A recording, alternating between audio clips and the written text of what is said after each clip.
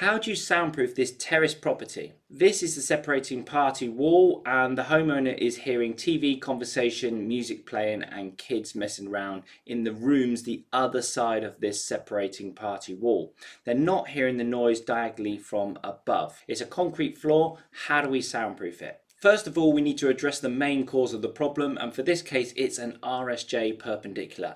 To create this opening, there is an RSJ in here, a rolled steel joist, and that needs to be sound deadened and insulated, and this whole archway needs to be soundproof. Next, we need to soundproof the direct noise path, and this is this dining room wall, the alcove, the fire back, and the other alcove. But also we need to tuck the system up because that area above the ceiling is also the direct noise path. Next, we're looking at the indirect noise paths, and that's where noise can come around. We need to increase the mass of the ceiling with sound block 15 to reduce the noise coming over, but also to give the homeowner their privacy and reflect the noise back into the room. Another indirect noise path would be this window wall. That's right, that exterior wall needs to be soundproof.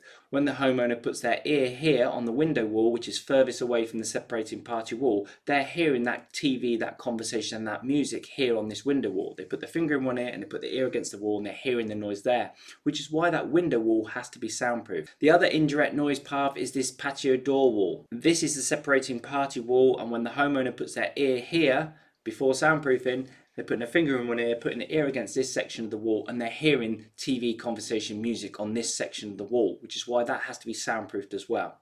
Another indirect noise path is the bedroom floors above. They have all been insulated, and the wall system has been tucked up to the bedroom floors above. Moving on to fixtures and fittings, starting off with the electrical, we've got to ensure that the same products and materials that's used on the wall system is behind the sockets. You don't want to just cut a great big hole in the wall for all the sockets. And remember here, there was a recessed downlighters in the ceiling. They have been removed and changed to a single light pendant. The radiator pipes have to be extended out to fit the new radiator location. The wall system to the direct noise path is potentially 4 inches thick here, so the radiator pipes have to be extended. The skirting is isolated from the walls. The gas meter on the separating party wall, the sound insulation has gone up to that as safely as possible, and acoustic boxing has been created. This level of soundproofing can get you to a stage where the music and conversation and TV is just no longer audible. So this level of soundproofing can make you feel settled in your home, comfortable in your home, feeling like you don't ever want to move. It can be done in 3 to 4 weeks, and it's a lot less disruption and a lot cheaper than moving. If you think you've got what it takes to DIY soundproof your home, why not take the test? Take the test and I'll send you a free copy of the Noise Free Home book.